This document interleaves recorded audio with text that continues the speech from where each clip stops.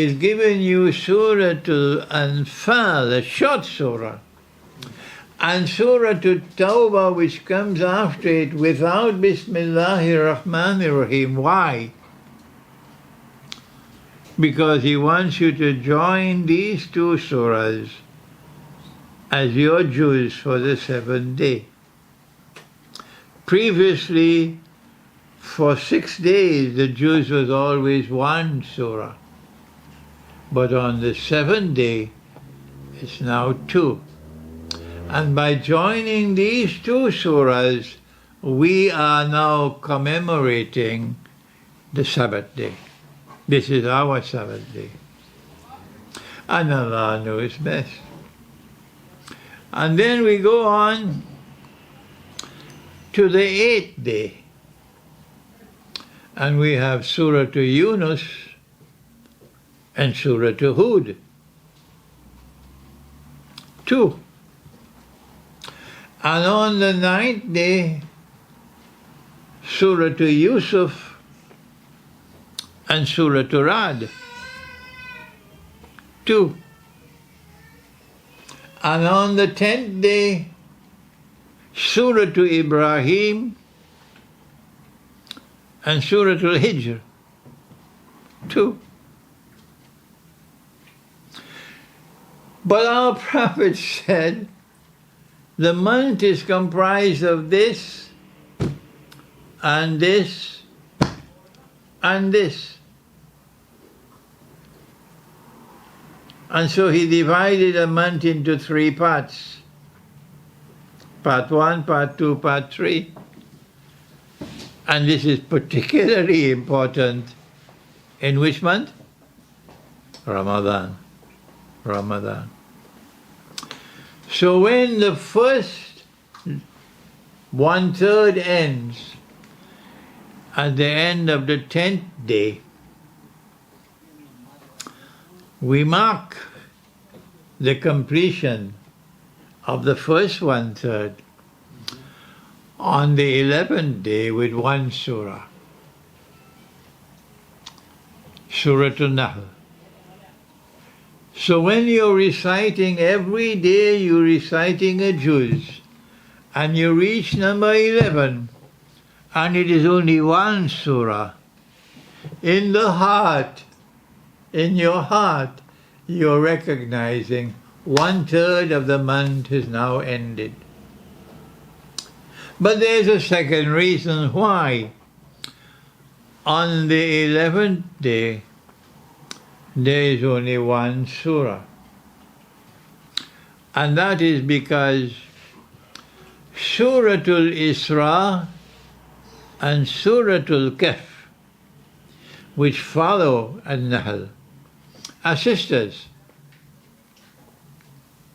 They are joined together as sisters. Where's the evidence? Anybody?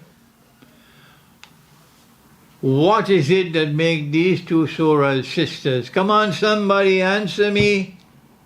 Yes? Question for the Rabbi. Go ahead, Amin. The Jews of Medina. That's right. Correct. they said, ask him these 3 questions, which only a prophet can answer. Remember? Shake your heads. Yes. And when Allah sent down the answers to the 3 questions, 2 of the answers are in Suratul Kahf, but the 3rd answer is in Suratul Isra. So Allah joined these 2 surahs. So on the 11th day, we have only Suratul Nahl. So that on the 12th day, we can have Suratul Isra and Suratul Kahf. And when the 12th day falls on the day of Jummah, we're very happy. Why? Because every Jummah we have to recite Suratul Kahf. So now, when the 12th day falls on Jummah, we just have to recite Al-Kahf once. All right? I normally recite my juz in the morning. I go to the masjid earlier for Jummah, and I recite Surah Al-Kahf before the Jummah, every Jummah. But I only go to a masjid where the imam has never allowed people to stand 3 feet apart. I don't go to any masjid where they allow 3 feet apart. Bogus. So now then, this is the 12th day. On the 13th day, Surah to Maryam and Surah to Taha too. On the 14th day, Surah Al-Anbiya and Surah Al-Hajj too.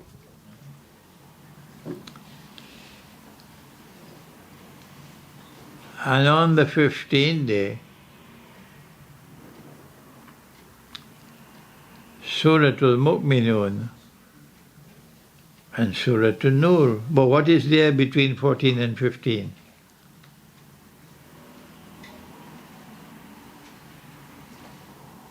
Huh?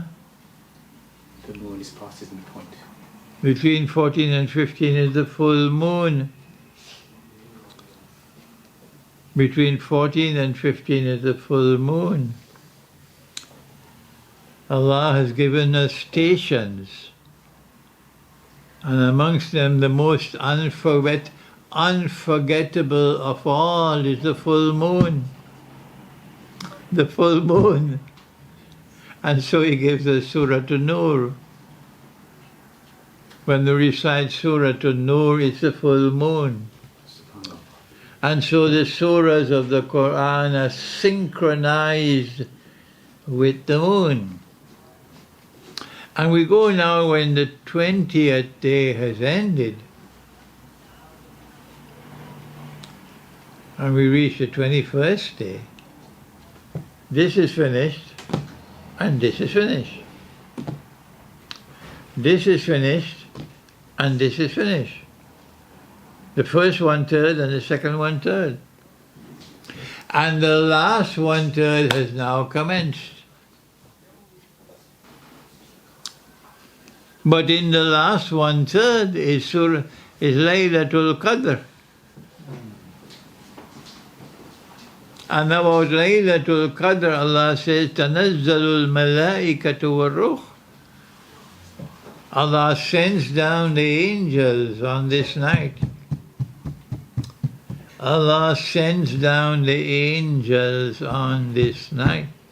And the Ruh, meaning the Ruh al-Qudus, Jibreel alayhi salam, min kulli amr, to perform any task that Allah assigns to them. This is Laylatul Qadr. And this is in the last 1/3 of the month. So on the 21st night, Allah gives us Suratul Fussilat. Suratul Fussilat.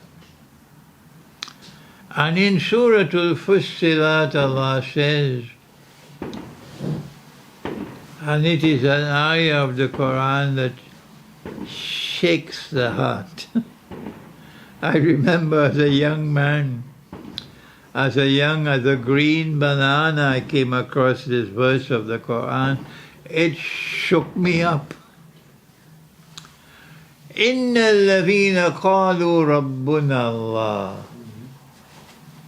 Surely those who say our Rabb is Allah, and they do it with sincerity. تَتَنَزَّلُ عَلَيْهِمُ الْمَلَائِكَةُ.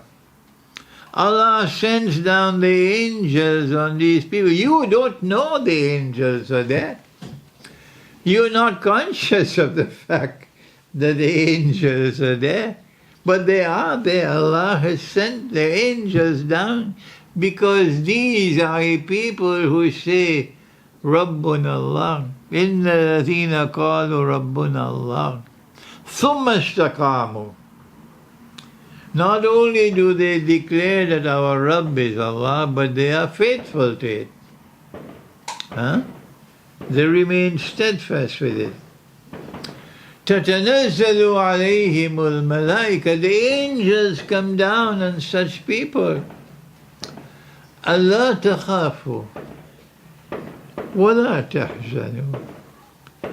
The angels come down on them that they should have no cause for fear and no cause for grief.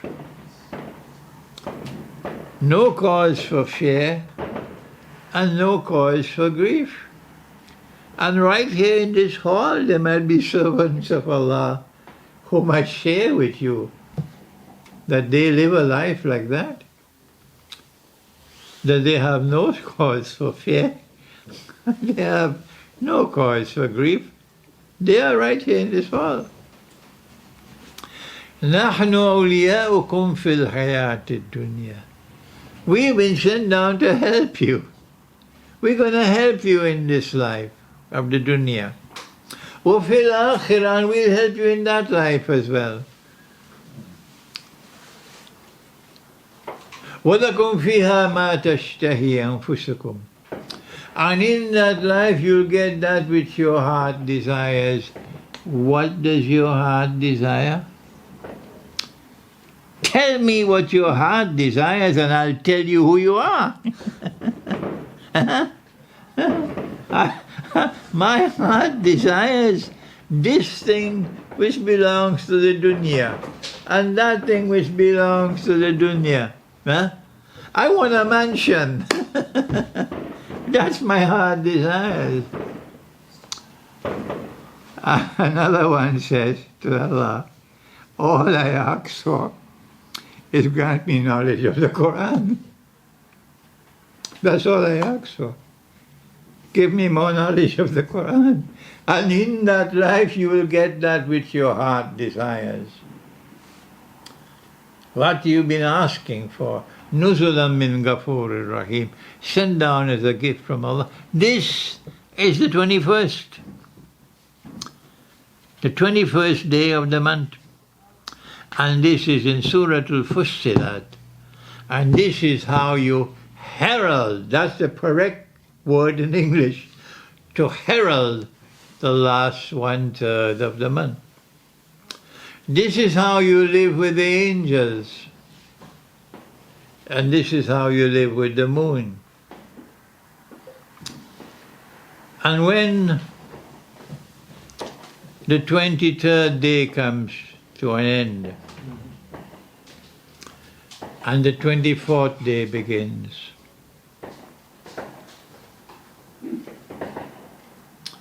there's only 1 week left now in the month. Only one. So we have to leave our lecture and go back now to Surah Al-Qiyamah. لا تحرك به لسانك لتعجل به. Do not hasten your tongue with this Quran, O Muhammad alayhi salatu wasalam. Inna alayna jama'ahu. We are going to bring all the parts together to make a whole Quran. And when we do that, O Muhammad alayhi salatu wasalam, we are going to recite this Quran to you. Which surah is this? Huh? Yeah. Surah Al-Qiyamah. فَإِذَا قَرَأْنَاهُ. And when we have recited, when I have recited this Quran to you, listen. Listen. فَإِذَا قَرَأْنَاهُ فَاتَّبِعْ قُرْآنَهُ. And when I have recited this Quran to you, you must follow that way of recitation. Our Prophet said that in Surah Al-Fatiha there is a cure for every illness. How come when we recite it, nothing happens? Huh? Answer: unless you're reciting the Quran the way Allah recited it to Nabi Muhammad alayhi salatu wasalam, you can recite Al-Fatiha as many times as you want, nothing going to happen. When I have recited this Quran to you, O Muhammad alayhi salatu wasalam, you must follow that way of recitation. ثُمَّ إِنَّا عَلَيْنَا بَيَانًا. This is Surah Al-Qiyamah.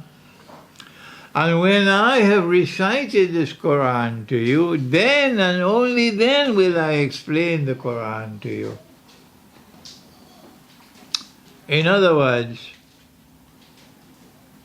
your first step with the Quran is not study. No. Your first step with the Quran is first recitation, and only after that you turn to study. And when you're reciting the Quran, nothing should be in front of you except the Arabic text.